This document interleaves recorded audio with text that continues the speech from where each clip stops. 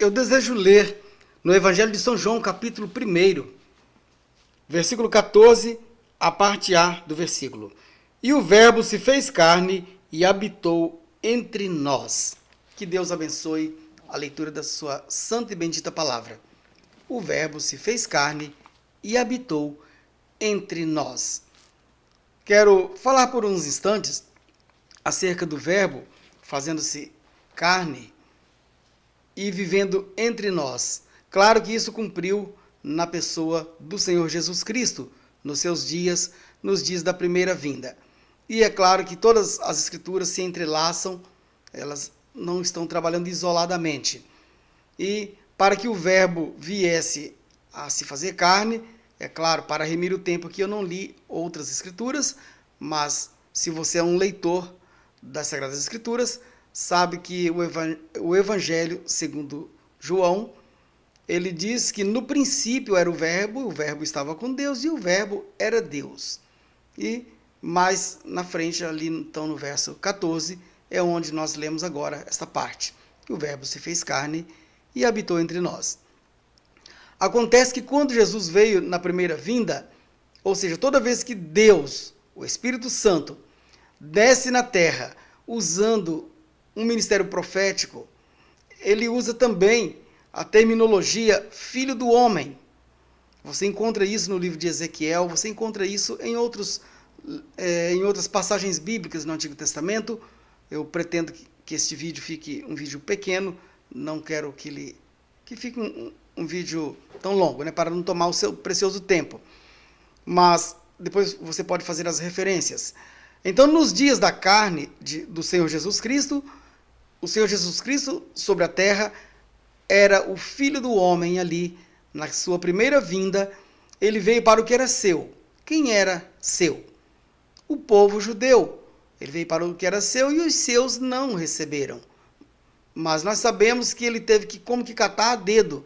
Ele teve que chamar um, chamar outro, e compôs aquele pequeno grupo de 12 apóstolos, e depois algumas mulheres e outras pessoas seguidoras.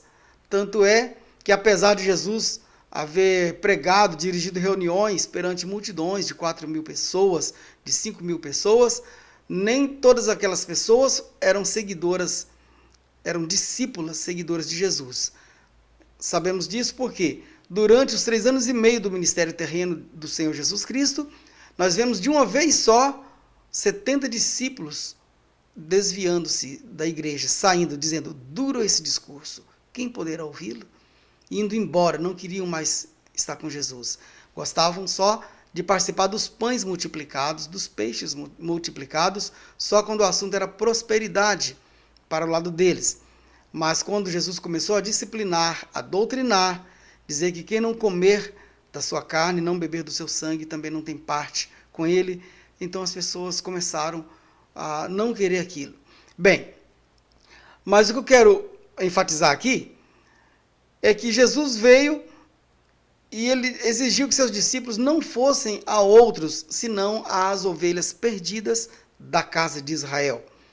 E ovelhas perdidas da casa de Israel eram pessoas que tinham predestinação para crer na mensagem de Jesus, eram ovelhas, portanto, eram ovelhas de Jesus, que deveriam ser agregadas ali no aprisco, porém estavam perdidas, estavam desgarradas. E é a essas que os discípulos foram enviados. E você sabe que então os gentios, ou seja, pessoas que não eram pertencentes aos judeus, então estavam fora desse programa. Mas Jesus vindo para o que era seus e os seus não recebendo, encontramos que isso deu uma chance para que Jesus então chamasse pessoas dentre os gentios. E os sinais que Jesus operou perante os judeus e também perante os samaritanos não são nem judeus e nem gentios, fica no meio. Então, Jesus também operou sinais, os mesmos sinais perante judeus, ele operou também perante samaritanos.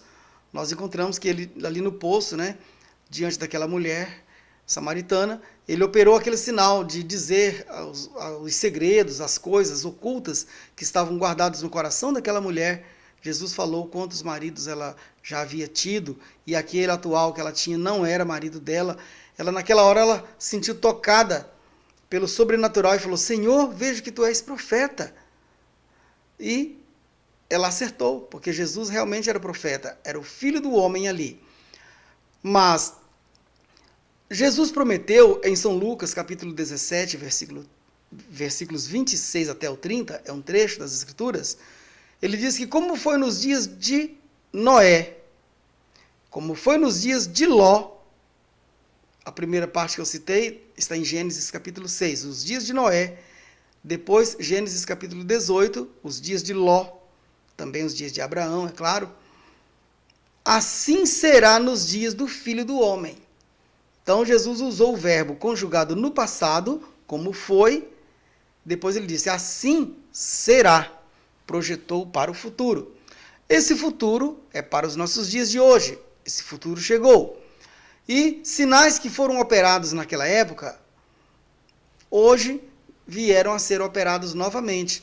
E o Filho do Homem, ele fez um replay. A cena que aconteceu diante da mulher samaritana, discernindo os segredos e as intenções do seu coração, ali era Deus em uma carne humana, era o verbo. O verbo originalmente era palavra, e palavra você não pode ver, você pode ouvir, mas você não consegue ver a palavra mesmo, o som, né? Mas você capta a voz e você então entende pela audição. Deus queria mais que isso, ele desceu para o ser humano e veio na forma corpórea, na forma de um ser humano. Fez isso nos dias de Abraão e fez isso nos dias de Jesus. E ele prometeu que faria isso nos nossos dias. Como foi, assim será. Nos dias de Noé tinha um profeta sobre a terra. Nos dias de Ló também tinha. Deus veio em carne humana e visitou a tenda de Abraão. Enviou também 2 dos seus anjos, que na nossa era, nesses nossos dias, refere-se aos 3 evangelistas que foram enviados simultaneamente sobre a face da terra. Nós encontramos que Deus trabalhou desde o século passado, o século 20, e aqui entre nós, então, enviou o profeta William Branham como um evangelista ali, evangelizando as nações, orando pelos enfermos, mas também enviou Oral Roberts e enviou também Billy Graham. Esses 3 servos de Deus são homens enviados por Deus com uma missão especial. E enquanto Billy Graham e Oral Roberts desempenharam os seus papéis dados por Deus entre o povo, indo entre os religiosos e entre também os que não querem nada com nada, né?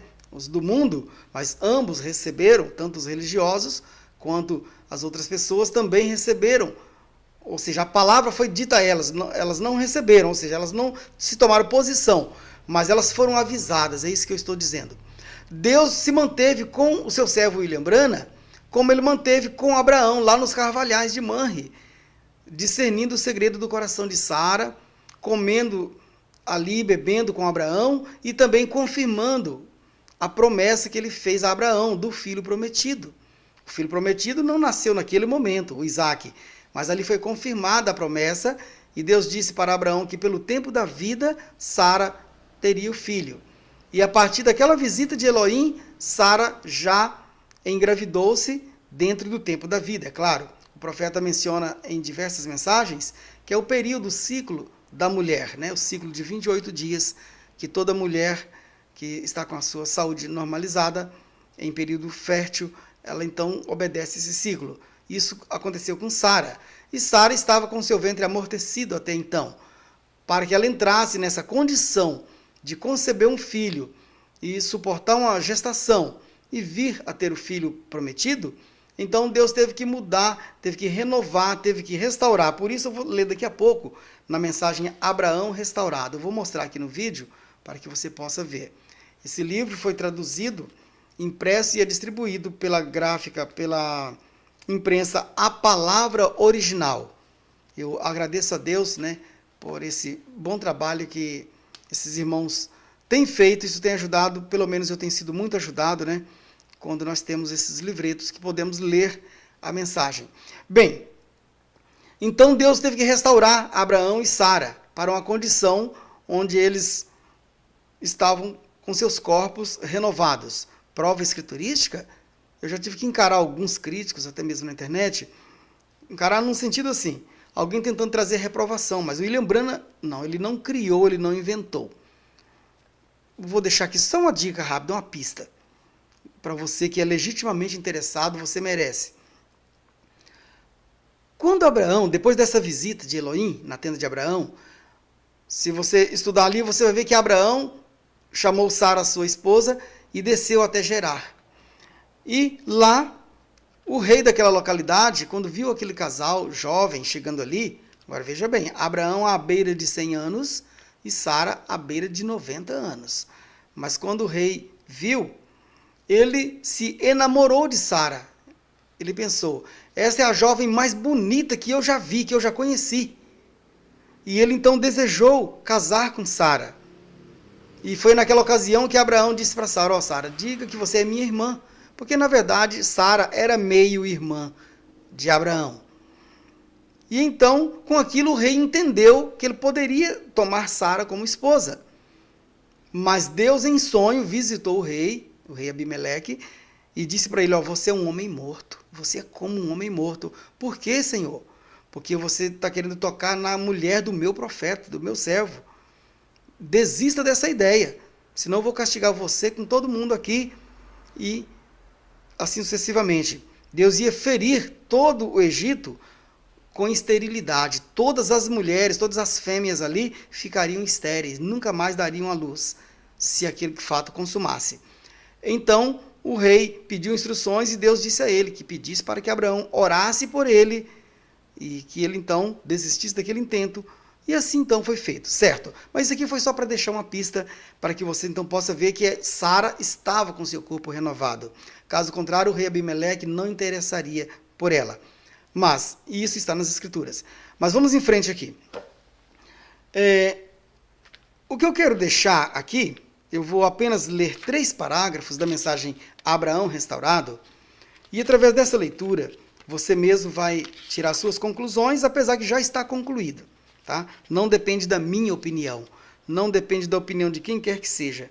Deus enviou a sua palavra e ela está aqui. Se eu crer, se eu aceitar, se eu a praticar, Deus estará agindo. Se eu rejeitar, o problema vai ser meu como rejeitador e eu vou ter que encarar isso no dia do juízo. Então, eu estou aqui repartindo a responsabilidade, porque eu me regozijei quando recebi isso aqui. E creio que para o eleito de Deus, para a eleita de Deus, isso é maravilhoso. Saber que Deus, o verbo que se fez carne em Jesus Cristo, ele voltou a fazer carne de novo. Isso é maravilhoso. Saber que nesses últimos dias você fala, mas não seja um Nicodemos da vida, tentando duvidar. Ah, mas como eu posso, um homem depois de velho, nascer de novo? Jesus falou, não posso continuar falando com você, Nicodemos. Se eu estou falando das coisas naturais aqui, você não está compreendendo, e se eu falar das espirituais? Bem, mas o profeta vai dizer aqui na mensagem Abraão Restaurado, que Deus, claro, aquele corpo de Jesus que foi na cruz, que foi crucificado, foi sepultado, ressuscitou ao 3º dia, aquele corpo não é ele que está aqui. O Espírito tomou aquele corpo, subiu, foi assunto aos céus, mas o Espírito Santo voltou para nós. Jesus disse assim, vou e volto para vós. Só que esse volto, ele voltou no Pentecostes na forma do Espírito Santo. E agiu durante as 7 eras da igreja, nessa condição. O profeta William Branham intitula isso aí de Filho de Deus. Então Jesus agiu como Filho do homem quando estava em carne humana. Depois agiu como Espírito Santo desde o Pentecostes, e no percurso das 7 eras, o profeta chama esse período de Filho de Deus, o Deus invisível, na forma do Espírito Santo.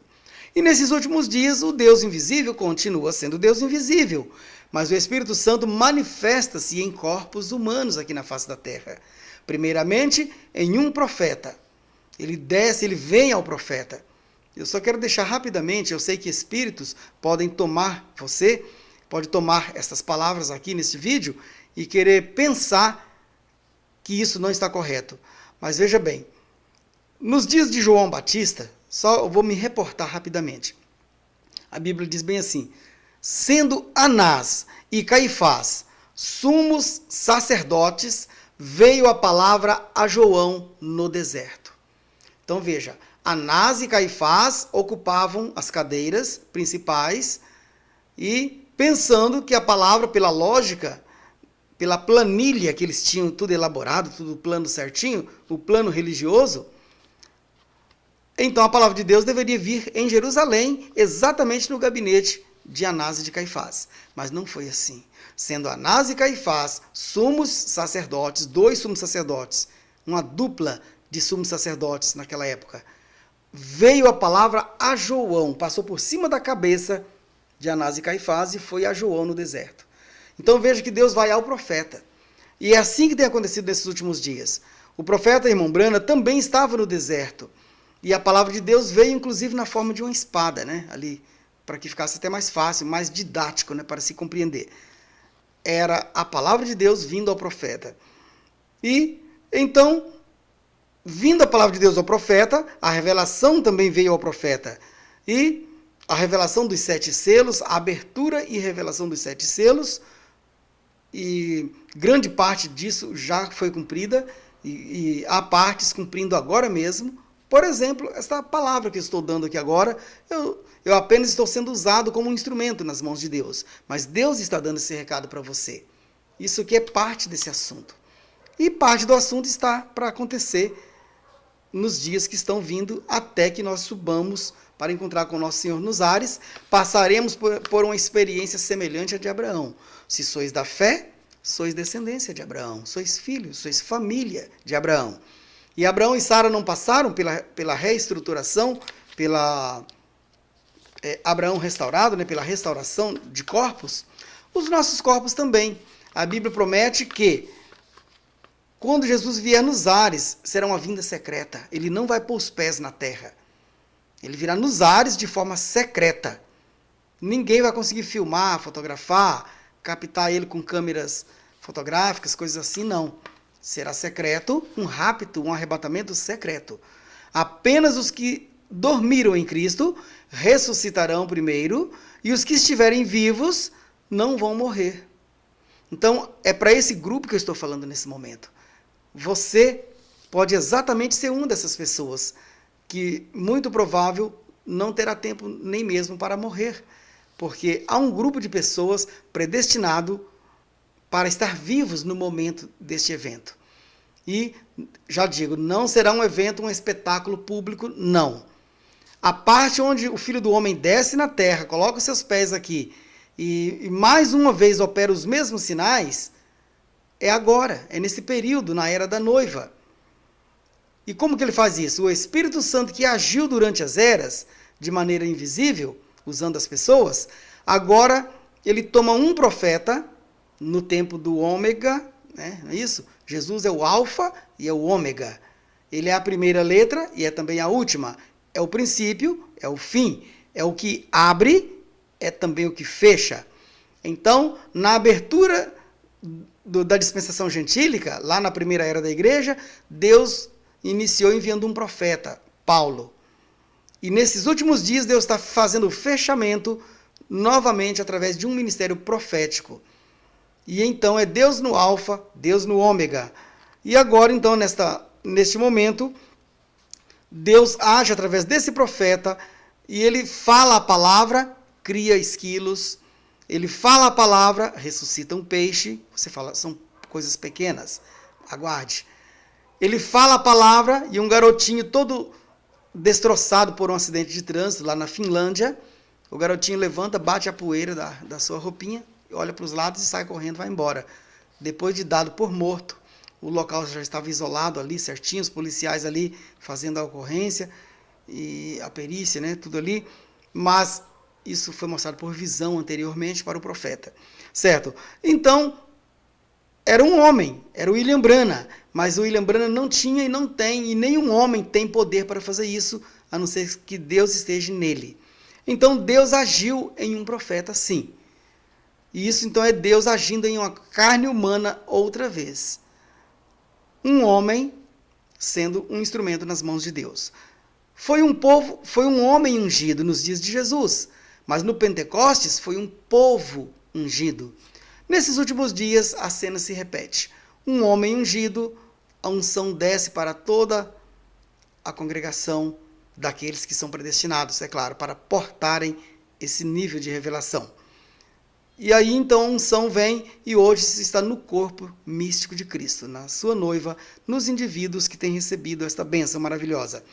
E então fica com você agora aqui o parágrafo 89, também o parágrafo 157 e 158, esses 3 parágrafos da mensagem Abraão restaurado. O profeta diz assim: observem, ele disse, observe, o que foi isto? Deus em carne humana. A tônica do meu assunto aqui é Deus em carne humana. Deus em carne humana. E Deus representaria a si mesmo novamente em carne humana, pouco antes da vinda do Filho do Homem. Que carne? A sua carne, a minha carne. A sua carne, a minha carne. Deus descendo do céu. Deus ansioso por companheirismo. Como as pessoas, parece haver tanta teologia mental em relação a isto, que você falha em obter o discernimento do Espírito. Então, há muita teologia elaborada. Meus irmãos teólogos, né, tenham paciência, não estou contra vocês terem estudado, não. Eu até gostaria de ter estudado também, creio que não atrapalharia, ajudaria, desde que eu não me atrapalhasse crer em Deus, receber a palavra. Mas o profeta está dizendo elaborações humanas em cima desse assunto, como que uma planilha humana, um plano elaborado pelo homem, como no tempo de Anás e Caifás, que eu já me referi aqui.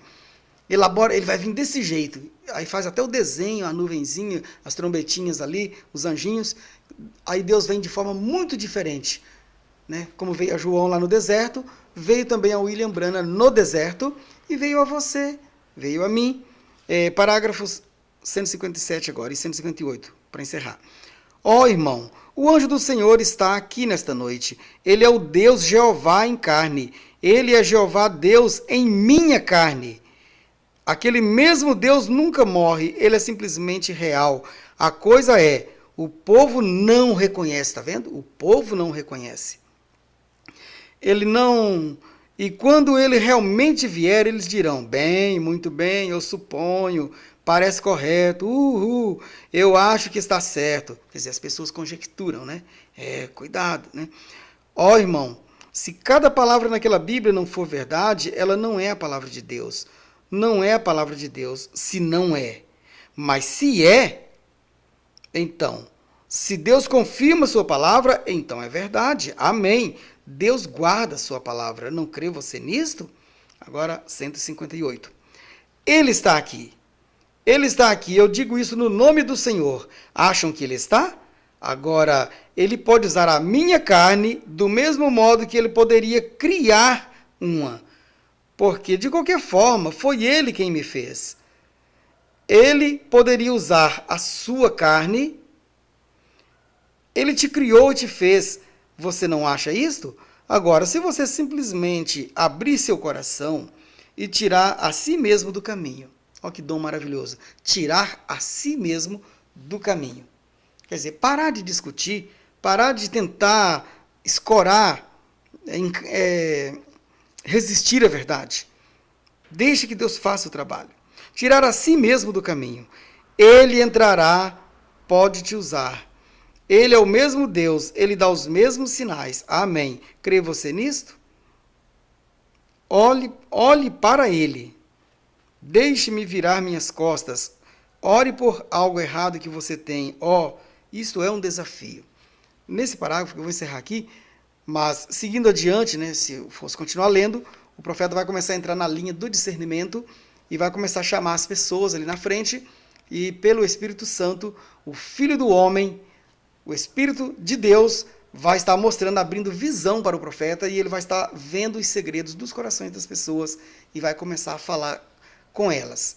Eu não vou prosseguir, mas você pode tomar isso depois na internet, você pode conseguir para você a mensagem Abraão Restaurado e prosseguir estudando. Que Deus te abençoe no nome do Senhor Jesus Cristo e até a nossa próxima oportunidade, se Deus quiser.